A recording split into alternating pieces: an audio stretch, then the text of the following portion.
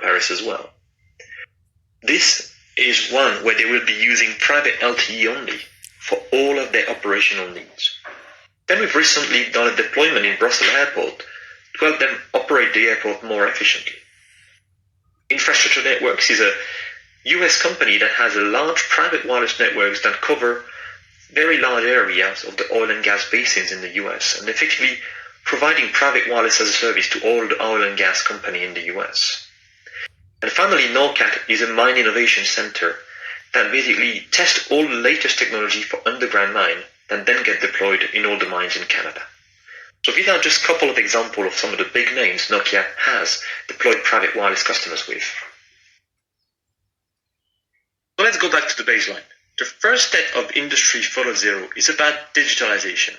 And to digitalize, you need to connect all assets. And today, a vast majority of machines, sensors, or even workers in plants are yet to be connected, and the data collected for example, using analytics to gain intelligent insight. So this is the basic of Industry 4.0 and why private wireless or reliable wireless connectivity is critical for this transformation. In this presentation, we will focus on private wireless networks for industrial sites.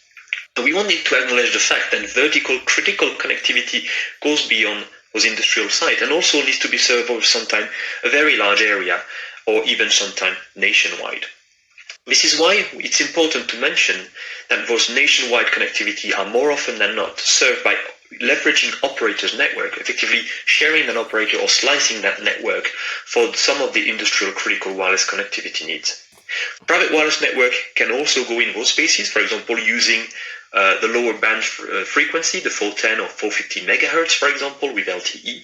But most of the time, private wireless networks are focused on industrial side or field area networks.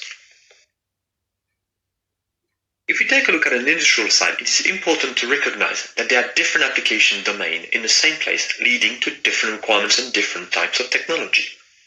On the left-hand side here, you have what we call IT business application requirements that are normally driven by IT and the responsibility fully of the IT team.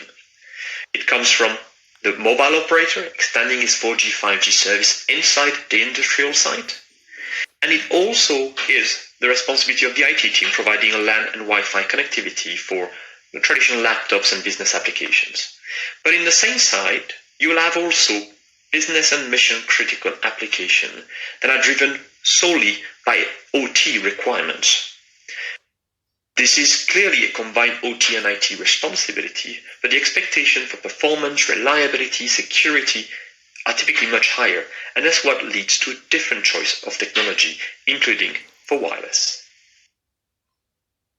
As we just saw on the previous slide, the critical operation requires industrial-grade connectivity, and combine the existing requirement achieved today by LAN cable, for example, among security, reliability, and predictable performance.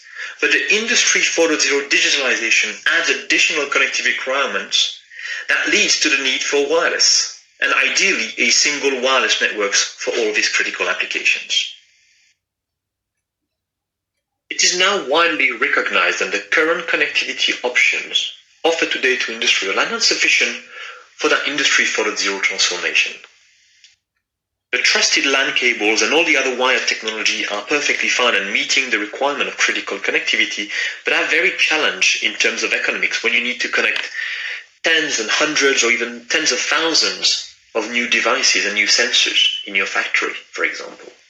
Also, they provide significant challenge for flexibility, flexible production lines, for example, or moving assets such as trucks in the mine.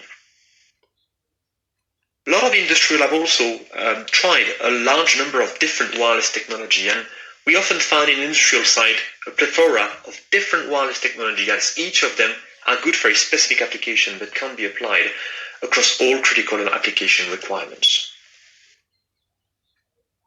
One of these wireless technology that we see more often than not, as it is baseline for almost every IT network, is Wi-Fi.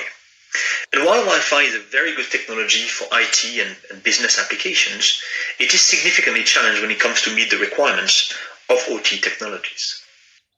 Wi-Fi 6 promises enhancement compared to Wi-Fi 5, but we believe it is still very limited to what it can do and do not meet the requirements for critical connectivity. Let me explain you why. First of all, the expectation of industrial is about deep and wide penetration. They need to connect assets deep inside machine, in underground basement. They need to cover very wide area, sometimes large outdoor site full of metal pipes and even machines in indoor area. And connectivity is critical. LTE 4.9G provide, even in the same spectrum and the same output power, significant improvement in coverage and penetration. And when you go into license frequency, can provide significant larger coverage, but also significant better penetration, which will be critical for connecting those assets deep in difficult areas. Secondly, predictable performance is a key requirement for OT applications. Like when they connect a LAN network cable into a machine, they need to know they can have predictable performance both in terms of latency and cell throughput. And while Wi-Fi, including Wi-Fi 6, provide very good performance when there is very few users connected on each access point, as soon as you increase the loading or even the interference, the latency increases and the performance drops. And this is not just us saying that. This is clearly stated in standard documents on predictable low latency, and some of the tests done by the IEEE members